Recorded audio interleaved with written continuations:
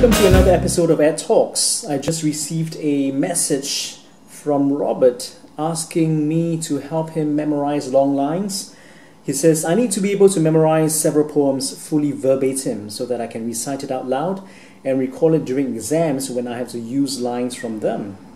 So after a few conversations, he told me that he needs to memorize this poem by Simon Armitage, I've made out a will, I've left myself. And apparently this is a poem that is being tested for GCSE. And even though I have a criticism of regurgitation in our educational climate today, I think it is important for us to learn the craft of memorizing long text. Actors are required to sometimes memorize long lines, soliloquies to monologues, or even an entire play, 60 minutes of just words. So how do actors do that? There are different ways. I mean, different actors have different techniques. Number one is to visualize the text.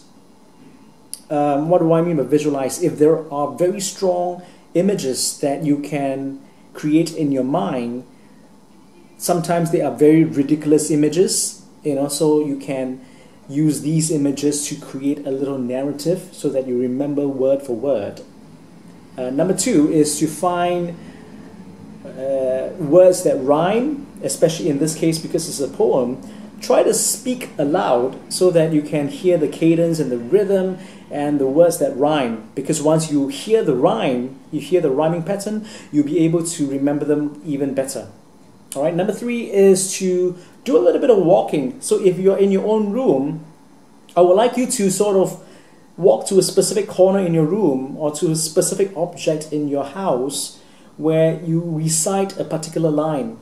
So for example, you could be walking to the corner of the bedroom and then you start saying this line because that corner just maybe evokes a certain memory for you. All right, so number four is to feel the emotions of the author or the poet in this case. Once you're able to feel the emotions rising out for you, you will probably remember the words better. All right, so what I'm doing is I'm doing some actions that I can recall, because when I have a specific action that I can recall and think, then I should be able to recall the words. So let's do that again. A set of actions as well as certain sounds. I'm out, leaving myself to the National Health. I'm sure they can use the jellies, tubes and syrups and glues, the web of nerves and veins, the loaf of brains, an assortment of fillings. F, stitches. S, wounds. W. So F, S, W. Fillings, stitches, and wounds. Alright?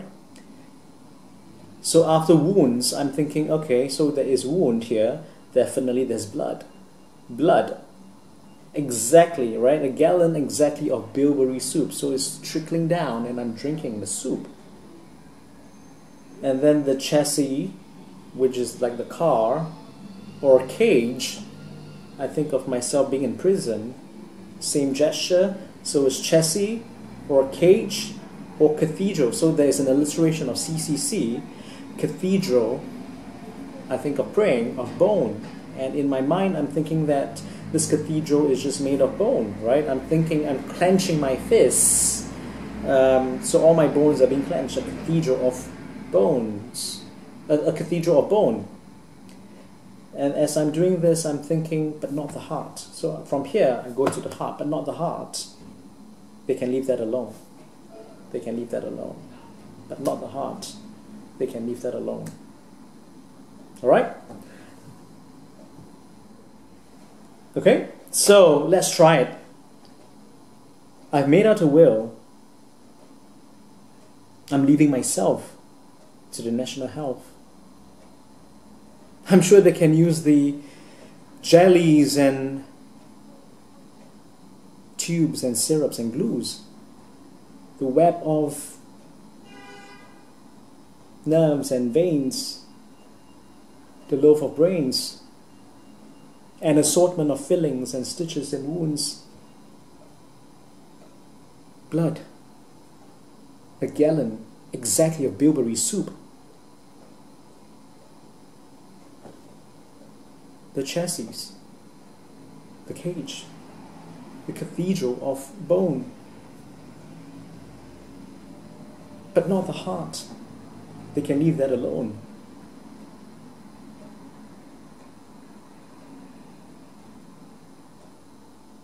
Okay, so that sounded like it.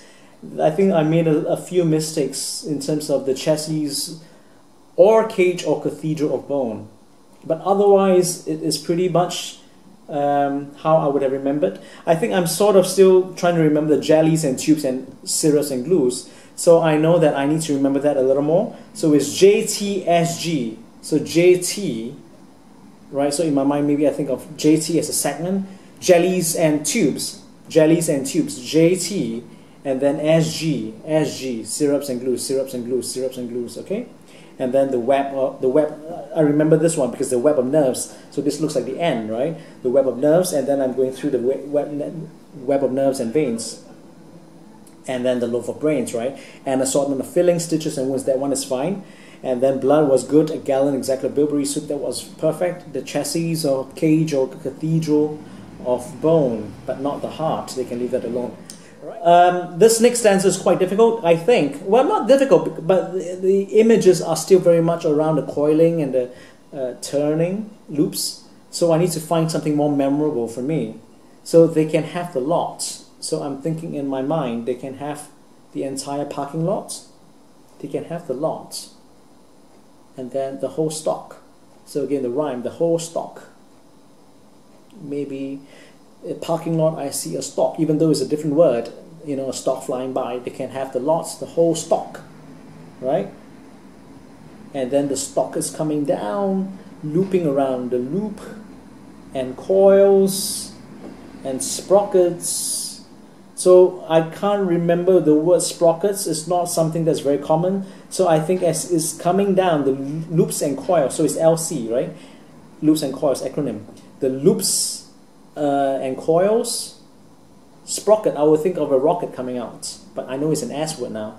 The loops and coils and sprockets and springs. Okay, so the rocket is coming up, and then maybe it's springing up and down, and springs, and then rods.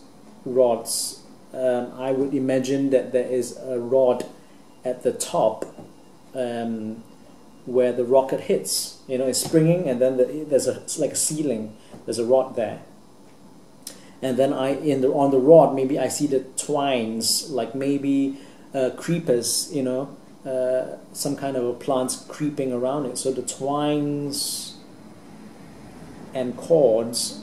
So that's probably rope.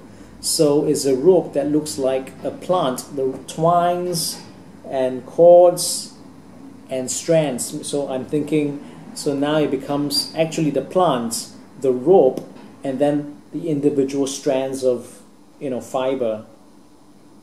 The twines and cords and rods. Okay. Okay, this part is a little difficult. And then after that, I look into the face. Rhymes with the case. The face, the case, the cogs, and the hands. So I'll try to do something like this. So it's a cog in the wheel, right? The cogs and the hands, but not the pendulum, the ticker. Leave that where it stops or hangs. One of my favorite techniques is to speak and whisper to the wall. Just imagine that the wall has ears and it keeps a lot of secrets and sounds. So go close to the wall and just whisper. So I'm going to give it a try, and whisper. I'm not going to be very good at it because I've just memorized it within the last 5-10 minutes or so. But Well, I'm just going to give it a shot and try to remember the memory pegs and the anchors that I'm using with my sounds, my body, as well as imagination. Okay? Let's see. I've made out a will. I'm leaving myself to the National Health. I'm sure they can use the jellies and tubes and syrups and glues. Web of nerves and veins, the loaf of brains, an assortment of fillings and stitches and wounds. Blood. A gallon exactly of bilberry soup. The chassis, or a cage, or a cathedral of bone. But not the heart. They can leave that alone. They can have the lot. The whole stock. The loops and coils. And sprockets and springs and rods. The twines and coils and strands.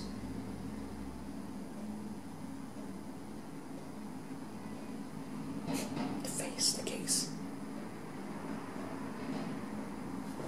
The cog in the hands.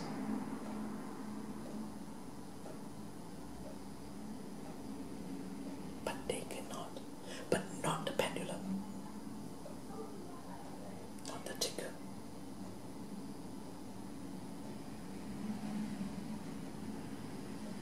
Leave that where it stops.